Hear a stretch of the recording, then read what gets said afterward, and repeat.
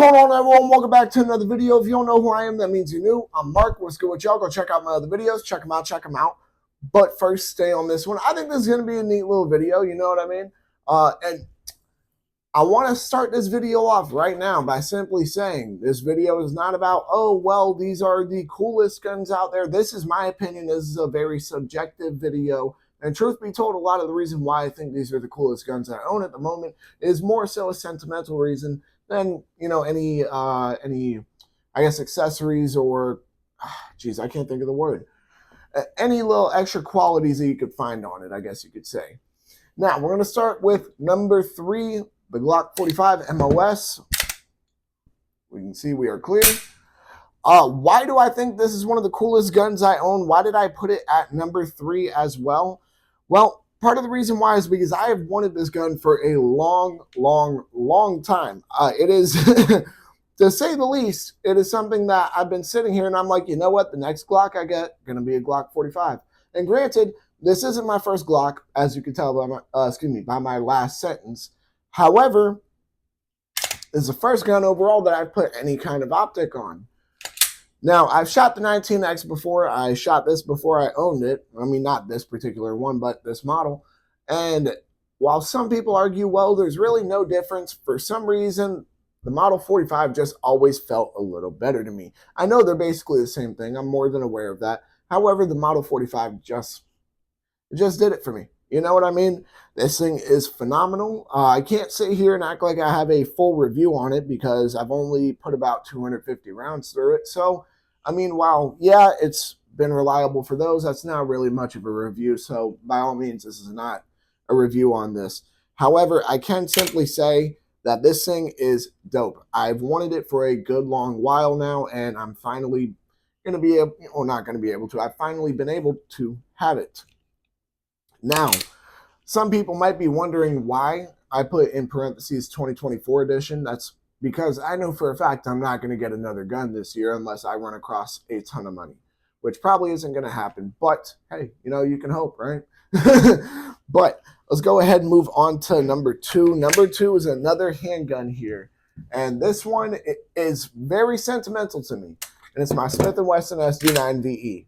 And once again, it's not like this is, you know, one of the coolest guns out there or anything along those lines. It's more so just the sentimental value to it. This is my first gun. I bought this, or excuse me, not I bought this, but it was technically gifted to me a long while ago. And man, it is phenomenal. I mean, granted, the trigger is not that great. However, I can say for a first gun, it's a pretty good deal if you ask me. Now, some people might be wondering, what else do you think about it, you know, other than the sentimental value that makes it so cool to you? Well, they're discontinued. That's another thing that's pretty cool to me. Smith & Wesson discontinued this model right here. The only Smith & Wesson SD9VEs that are in place technically are the low capacity ones, if I'm not mistaken, which really all you need is a standard magazine, and you know, you're back in action. However, I can say this is this thing is pretty cool to me. It holds a lot of value to me, as you can imagine, and while not being the best firearm I own, it definitely started the, you know, the whole process of me getting a lot more guns. It made me go down the rabbit hole even more, which really led to me making this YouTube channel anyways. So if you think about it, you guys can thank this gun. And conveniently, this is the first gun that I did a gun review on. I can say that it's pretty reliable. I put at least 500 rounds through it. I can say, though, that the trigger is awful. You can get trigger upgrades. However, if you're going to sit here and do that, understand you're risking affecting the reliability of the firearm. Now, moving on from number 2 on to number 1, and this one also is fairly new on the list of guns that I own, and I've also been wanting this gun for a long while. Of course, not by this particular manufacturer. However, I can also say that that's not the biggest concern to me, considering the original manufacturer I wanted is now out of business. And that is my AK-103 from PSA. This thing is phenomenal. We are clear. I absolutely love this thing right here. A comes with a muzzle brake on it. The safety is extremely easy to operate. So for example, most people, they argue that, okay, well, when you have to operate the safety with an AK, you have to break your firing grip, to do that. Not with this. And if you guys have seen my review on this video, you guys know I absolutely love this gun. I'm more of an AK guy than an AR guy. Do I hate ARs by any standard? No, that's not what the situation is. However, I just kind of like the look of AKs a bit more. It's not about the rounds that they're chambered in. It's not about the functionality of them. They're both extremely functional. They're both super reliable. It's simply just the look and the feel of the gun I like a bit more. I like AKs just a bit more. And I've been wanting my first AK for a long, long, long time. And I've even done reviews on AKs that I don't own.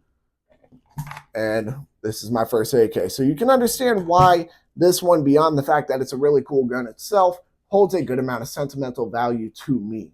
And of course, I'm more than aware that other people are going to, possibly try to argue, oh, well, I think your Glock 23 is better than, your SD9VE for this list. And I'm sure some people are going to argue that. There are some people who are going to argue really, hey, I don't think these are cool guns at all. And that's more than fine. This is simply a subjective video of just me talking about what I think are the coolest guns I currently own. Now, am I going to get more guns in the future? Yeah, of course. That's why I put 2024 edition. I don't want y'all thinking that, oh, well, he's just never going to do this video again, and that's what he thinks the coolest guns he owns will be forever. I plan on getting some guns that are going to blow y'all minds. But until then, this is what I have right here. These are my top 3, I think, in the coolest department, Of course, some of them, like the SD9VE, it's more so a sentimental value than a actual quality of the gun or, really any qualities it could have. For example, that trigger is awful. But again, a very subjective video. With that being said, I think that about wraps it up for this video. Y'all make sure to like, comment, subscribe, share, hit that bell. When you hit that bell, hit all. And whether or not you agree with me about these 3 guns, whether you think they're the coolest I own, you know what I mean? The PSA AK-103, the Smith & Wesson SD9VE, and then the Glock Model 45. Whether or not you agree with me, make sure to comment down below why or why not. And then make sure to check out all my other videos. Y'all make sure to stay legal, stay safe, stay dangerous. Have a good one, y'all. Peace.